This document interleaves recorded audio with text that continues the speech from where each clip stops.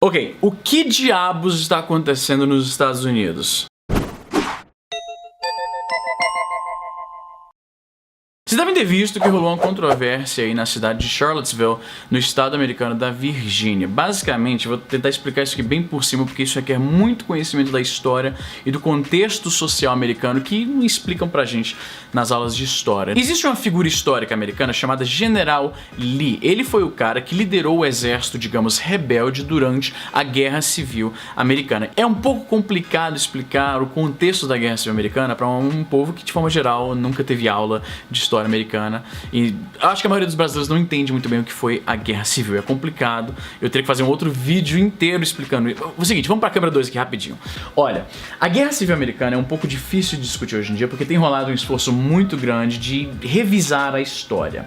O consenso histórico até hoje foi de que a Guerra Civil foi uma guerra entre os estados do norte dos Estados Unidos, que queriam proibir a escravidão, e os estados do sul, que lutavam para que a escravidão continuasse. Abraham Lincoln, que foi um dos presidentes mais famosos da história americana, tinha acabado de ser eleito numa plataforma que prometia, entre algumas coisas, a emancipação dos escravos americanos. E os estados do sul, os estados onde rolavam as plantations, isso a gente aprendeu nas aulas de história no Brasil, eles dependiam, a indústria deles dependia diretamente daquela mão de obra basicamente gratuita, porque os escravos trabalham a vida inteira e ganham comida basicamente apenas, então eles eram contra isso. Então, por muitos anos a história ficou, isso, os estados do sul queriam escravidão, os estados do norte não queriam. Os estados do norte liderado simbolicamente por Abraham Lincoln, que tinha sido acabado de ser eleito, entre muitas coisas, prometendo que ia libertar os escravos, e é por isso que a Guerra Civil norte-americana começou basicamente logo depois que Abraham Lincoln foi eleito presidente, e aí os estados do sul acharam, pronto, agora fudeu, ele vai liberar os escravos, vai fuder nossa economia. Mais recentemente rola um certo revisionismo histórico que diz que o que eles estavam lutando, os estados do sul, não era exatamente para manter a escravidão, e sim por direitos estaduais. Nos Estados Unidos, os estados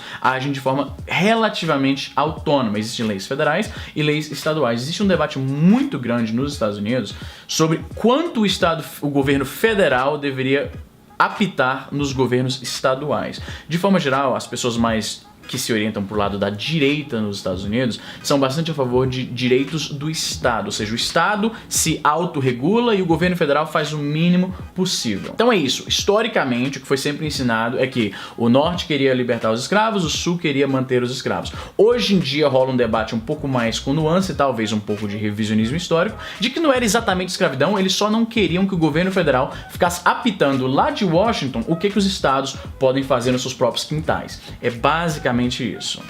Vamos voltar para a câmera 1 aqui. Então, como eu estava falando, existiu esse personagem histórico do General Lee que liderou os exércitos confederados nessa batalha para não libertar os escravos / brigar com o governo federal para permitir a autonomia estadual. Ou seja, os estados decidem o que é melhor para a população, não os burocratas de Washington. O que, diga-se de passagem, não é uma ideia terrível. Eu sou partidário de uma certa autonomia estadual, porque isso faz com que as pessoas que estão mais perto, vivenciando o dia a dia dos contribuintes, é que vão apitar em como é que o estado deve ser liderado, e não os caras lá de Washington, ou, para trazer para o nosso contexto, em Brasília. O problema é que esse argumento às vezes é usado para coisas como isso, permitir escravidão, deixa que os estados é que decidem se escravidão pode ou não pode. Então, existe nessa cidade de Charlottesville, que é o estado onde o General Lee nasceu, uma estátua do General Lee. E algumas pessoas se incomodavam com aquilo porque ele foi um representante de racismo, uma força que lutava para que os estados continuassem podendo ter escravos. Existe um debate muito grande nos Estados Unidos sobre quão aceitável deveria ser mostrar essas figuras históricas, como o General Lee ou como a bandeira dos confederados. Para muitas pessoas faz parte da história do país e para muitas outras significa uma coisa muito vergonhosa. É mais ou menos a relação que a Alemanha tem com o nazismo, por exemplo. E aí o que acontece? Nesse parque, que chamava o Parque General Lee, foi recentemente renomeado para Parque da Emancipação, justamente num esforço de meio que tirar esse cara da história, ou de não celebrar mais a persona dele em monumentos públicos e tal, né? Eu consigo entender perfeitamente por que as pessoas querem que se tire isso, de que não se celebre mais essas figuras, mas ao mesmo tempo algumas pessoas se chateiam porque eles veem isso como tentar reescrever a história, tentar apagar o que aconteceu no país. Eu consigo entender de forma racional os dois argumentos. Aí o que acontece é o seguinte, decidiu-se que uma estátua do General Lee nesse parque seria removida.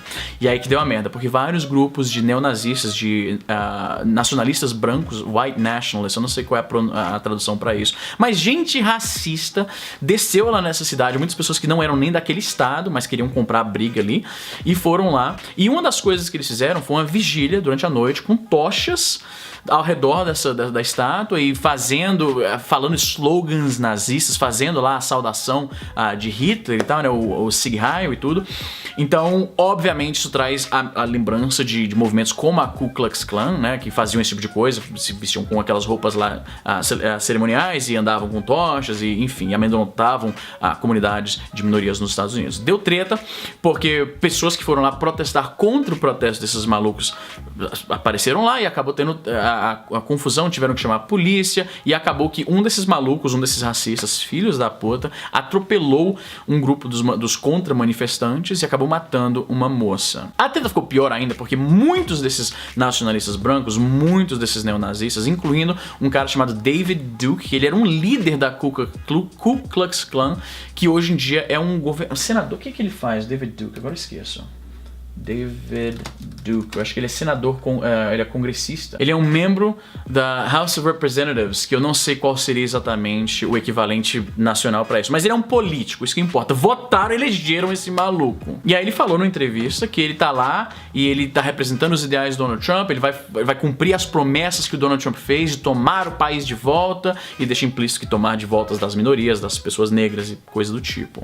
E essa é a parada que alguns apoiadores do Trump, e você sabe, você que acompanha meu canal sabe que eu não participo desse negócio de fake news, de jogar coisa na conta do Trump quando não tem nada a ver. Eu já falei várias vezes aqui que muito frequentemente a CNN e outros órgãos de notícia aumentam as coisas que o Trump fez ou colocam as coisas que ele fez em luz negativa de forma bem tendenciosa. Você sabe que eu não sou um cara super contra o Trump, eu não entro nessa onda, mas não dá pra se negar que essa galera que tava lá, em sua maioria, se mostrou apoiadora do Donald Trump. Eles entenderam a mensagem do Donald Trump, como muitas pessoas da esquerda entendem, que é uma mensagem exclusivista para brancos, contra minorias, contra negros, contra muçulmanos. Isso abre toda uma discussão muito espinhosa de até que ponto uma figura é responsável pelas ações de pessoas que se dizem fanboys dela, que se dizem seguir os mesmos ideais que ela, porque obviamente a esquerda americana, que é contra o Partido Republicano, contra o presidente Trump, vê isso como uma confirmação do que eles já vinham falando desde o ciclo eleitoral, de que o cara tá mandando mensagens cifradas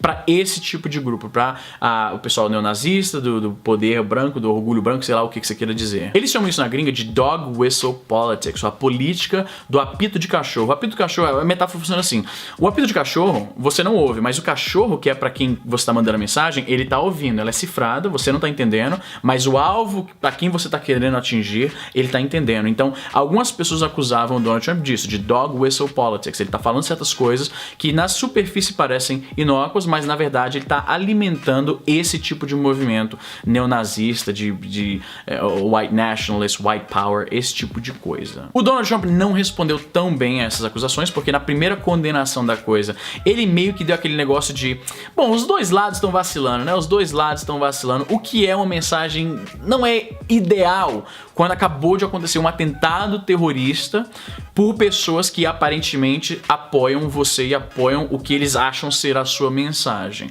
Imagina se depois de um atentado terrorista islâmico, algum líder falasse, bom, gente, é foda, né? Porque acontece, a gente também tá bombardeando o país dele, então dos dois lados tá tendo violência, é complicado.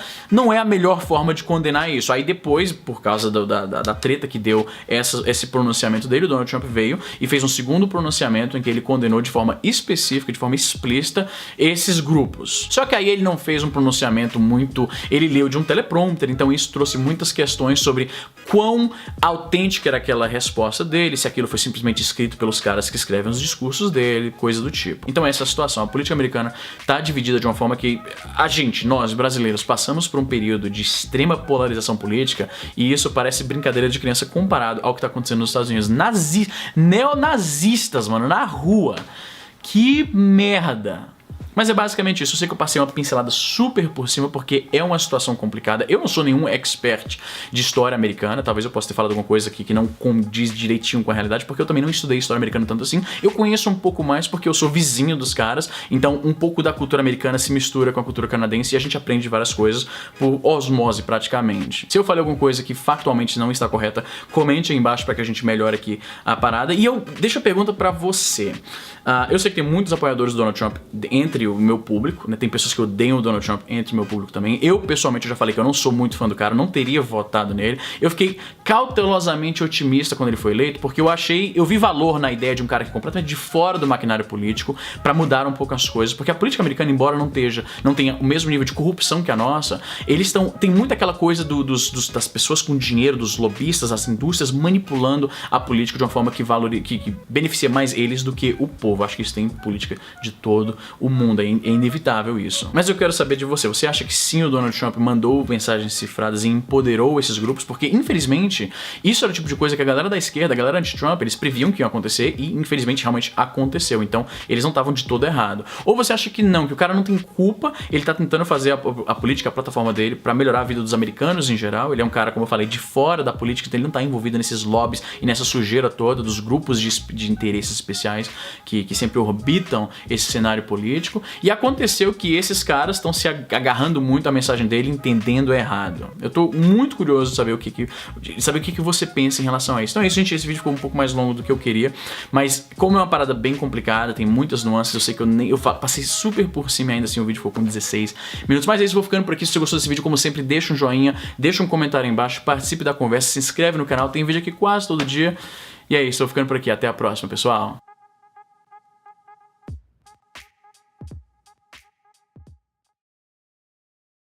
Vamos ver o que vamos falar hoje, porque um dia eu sou de esquerda, no outro dia eu sou de direita, aí eu... Nem eu mesmo sei quem eu sou mais, mano.